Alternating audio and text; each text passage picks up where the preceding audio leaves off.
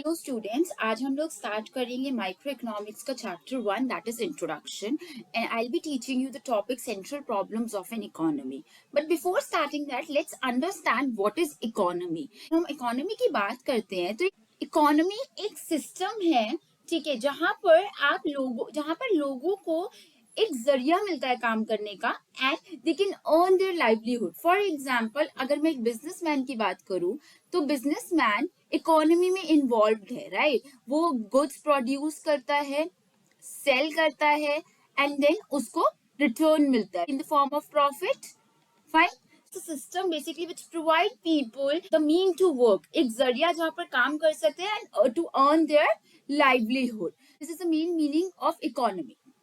Now moving to the next topic, what are the problems? See, economy के अंदर ना बहुत प्रॉब्लम्स आती है, लेकिन उनका रीजन क्या है? हम लोग पहले वो रीजन पढ़ेंगे कि central problem of an economy होती क्यों है। सो रीजन इज स्कैरसिटी। अब स्कैरसिटी का मतलब क्या होता है? देखो, जब क्या होता है कि अगर जो रिसोर्सेज हैं वो कम पड़ जाए, जितनी डिमांड है उसके कंपैरिजन में, तो इसका मतलब हुआ कि रिसोर्सेज स्कार्स है। फॉर एग्जाम्पल, अगर मैं एक लैंड लूं, जैसे एक लैंड एक रिसोर्स है और मेरे को उस पर कुछ गुड्स प्रोड्यूस करने हैं, ठीक है, कुछ से वीट प्रोड्यूस करना है, लेकिन जो लैंड है वो लिमिटेड है हमारे पास as compare to the demand.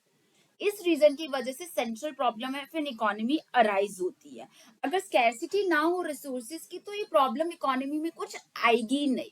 More over scarcity जो है वो हर कंट्री के अंदर like it's a part of every individual, every business, every organisation और एवरी कंट्री, जहां पर रिसोर्सेज जो है वो कम है as compare to their demand. But scarcity is not the only reason. The another reason is alternative uses. देखो, uses है रिसोर्सेज के, उसको हाँ, उसके ऑल्टरनेटिव यूजेस है, उसके एक से ज्यादा यूज है। जैसे फॉर एग्जांपल, मैं लैंड के ऊपर I can grow either wheat, fine, या फिर मैं वहां पर कोई फैक्ट्री सेट करके कुछ मैन्युफैक्चर कर सकती हूँ। बट ये जो लैंड है ये तो लिमिटेड है ना।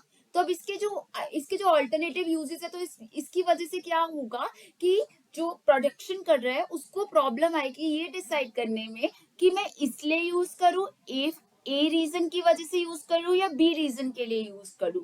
henceforth again central problem of an economy rise होती है due to the alternative uses of resources. Next is unlimited human wants. Unlimited human wants का क्या मतलब है? अगर लोगों की इच्छा लिमिटेड हो जाए, उनकी लिमिटेड इच्छाओं को हम पूरी करते हैं, कॉन्ट्ररी लोगों की जो इच्छाएं हैं वो नेवर एंडिंग है। We can not satisfy their wants because they have never ending wants, ठीक है।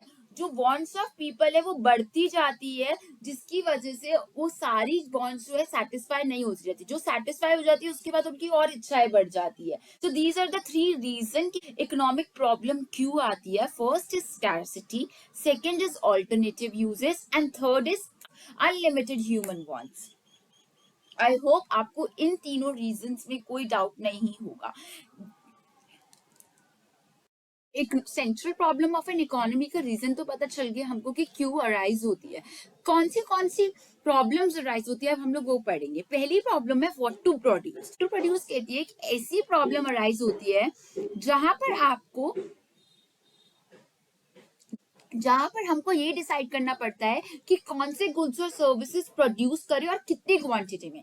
जैसा कि मैंने आपको बताया था कि रिसोर्सेज स्कार्स होते हैं, कि अल्टरनेटिव यूजेस होते हैं। तो अब क्या है, अल्टरनेटिव यूजेस है तो मैं इसके लिए ए रीजन के लिए भी यूज कर सकती हूँ, बी के लिए भी यूज कर सकती हूँ, ठीक है। और स्कार्स रिसोर्स है, रिसोर्सेज कम है, तो ऑब्वियसली अगर मेरे को ए की प्रोडक्शन मैंने बढ़ाई है तो बी की कम करनी पड़ेगी, या बी की बढ़ाई है तो ए की कम करनी पड़ेगी। दोनों तो नहीं ग्रो हो सकते, it is not possible due to the scarcity of resources.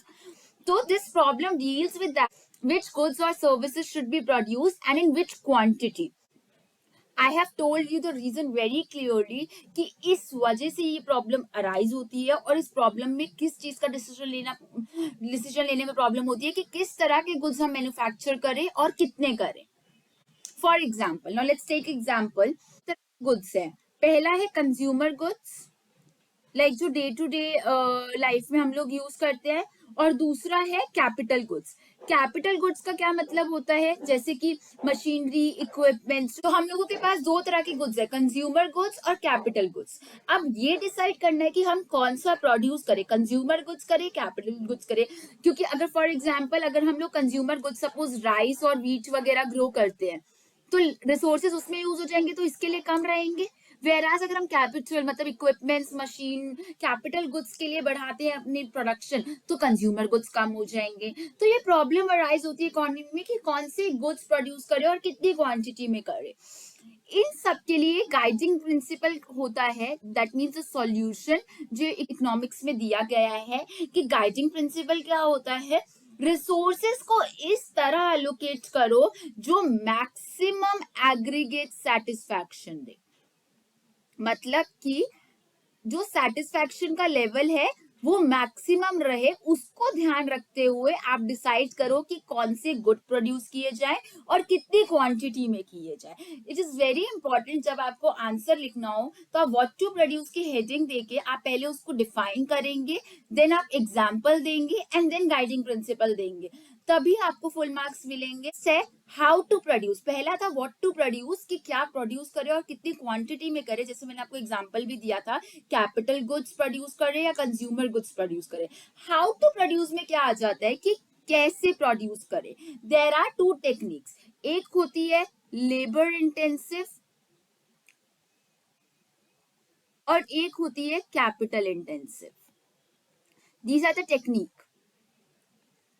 Labour intensive क्या कहती है कि ज्यादा से ज्यादा लेबर हो, मैन पावर हो और मशीनरीज वगैरह कम हो। वेरएस कैपिटल इंटेंसिव क्या कहती है, इक्विपमेंट्स मशीनरीज ज्यादा हो और लेबर क्या हो, कम हो, मतलब मैन पावर क्या हो, कम हो। तो इसके अंदर अब क्या प्रॉब्लम आती है कि किस टेक्निक को हम यूज करके प्रोडक्शन करें, because obviously again the same problem कि रिसोर्सेज लिमिटेड है और ऑल्टरनेटिव यूजेस हैं। सो आपको ये समझ में आया कि लेबर इंटेंसिव टेक्निक क्या होती है, कैपिटल इंटेंसिव टेक्निक क्या होती है। अब हाउ टू प्रोड्यूस में ये डिसाइड करने में प्रॉब्लम आती है कि टेक्निक ए ले या टेक्निक बी ले। सो अब इस केस में गाइडिंग प्रिंसिपल क्या कहता है। अगर मैं दो कंट्रीज की बात करूं, पहले गाइडिंग प्रिंसिपल से पहले एक बार मैं ये बताऊं आपको, इंडिया है और एक यूएस है। अगर हम इंडिया की बात करते हैं, इंडिया क्या करेगी, इंडिया प्रेफर करेगी लेबर इंटेंसिव टेक्निक। क्यों प्रेफर करेगी, बिकॉज इंडिया के अंदर अनएम्प्लॉयमेंट बहुत ज्यादा है, यहाँ पर लेबर बहुत ज्यादा है, और अगर हम लोगों ने कैपिटल इंटेंसिव टेक्निक यूज करी तो लेबर अनएम्प्लॉयमेंट और ज्यादा बढ़ेगी। समझ आया।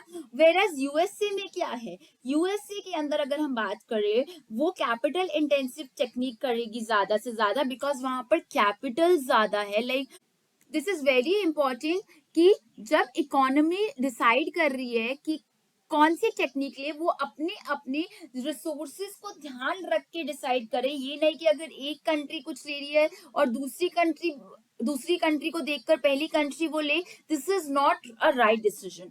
The decision has to be made in such a manner कि जो मैक्सिमम आउटपुट है। Now this is the guiding principal.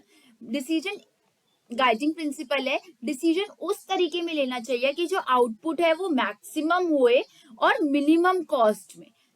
Cost कम से कम, मतलब जितनी कम से कम कॉस्ट लग सके उतनी कम कॉस्ट लगाए और आउटपुट जो वो मैक्सिमम हो, लीस्ट पॉसिबल स्कार्स रिसोर्सेज को यूज करके। मतलब कि अगर हमको पता है कि अगर हमारे पास कैपिटल कम है और लेबर ज्यादा है इंडिया में, तो हम लोग लेबर इंटेंसिव टेक्निक के लिए जाएंगे, because are guiding principle tells कि मैक्सिमम आउटपुट प्रोड्यूस होना चाहिए with minimum cost, also using least possible scarce resources. So these are the three things which has to be kept in mind while taking the decision for how to produce. Now comes the third and the last problem of economy. Third problem ये कहती है for whom to produce, किसके लिए produce करें। मतलब कि आपके जो रिसोर्सेज हैं वो कौन सी सेक्शन ऑफ सोसाइटी के लिए प्रोड्यूस करें, क्योंकि ऑल्टरनेटिव यूजेस है प्लस स्कैरसिटी है, तो हम दोनों के लिए तो इक्वल या फिर जैसे हम चाहे नहीं प्रोड्यूस कर सकते ना। इसीलिए बताया गया था जो रिसोर्सेज है वो in relation to demand limited है, तो हम लोग रिचर सेक्शन ऑफ सोसाइटी के लिए ज्यादा से ज्यादा गुड प्रोड्यूस करें या फिर पुअर सेक्शन ऑफ सोसाइटी के लिए यूज करें।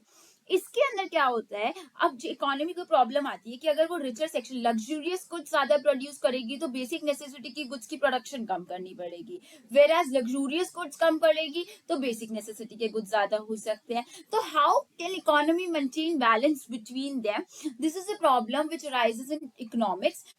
So this problem deals with the selection of category of people who will ultimately consume your goods. कि ज्यादा से ज्यादा goods poor section of society के लिए बनाए और less goods for richer section of society, या फिर vice versa. इस प्रॉब्लम के लिए क्या सोल्यूशन होता है? द गाइडिंग प्रिंसिपल टेल्स कि जो अर्जेंट वांट है, जो अर्जेंट वांट है लोगों की, वो मैक्सिमम पॉसिबल एक्सटेंट तक फुलफिल हो, मैक्सिमम पॉसिबल एक्सटेंट तक फुलफिल हुए. So basically ensure that urgent want of each productive factor are fulfilled to the maximum possible extent. उसको ध्यान रखते हुए आप ये डिसाइड करो कि कौन सी सेक्शन ऑफ सोसाइटी के लिए आपको गुड्स प्रोड्यूस करने होंगे, इकोनॉमी को कौन सी सेक्शन ऑफ सोसाइटी के लिए गुड्स प्रोड्यूस करने होंगे. आई होप आपको central problem of economy clear है. Still if you have any doubt you can drop in the comment section. Also अगर आपको वीडियो पसंद आया तो please hit the like button and do tell me in the comment section. Thank you very much.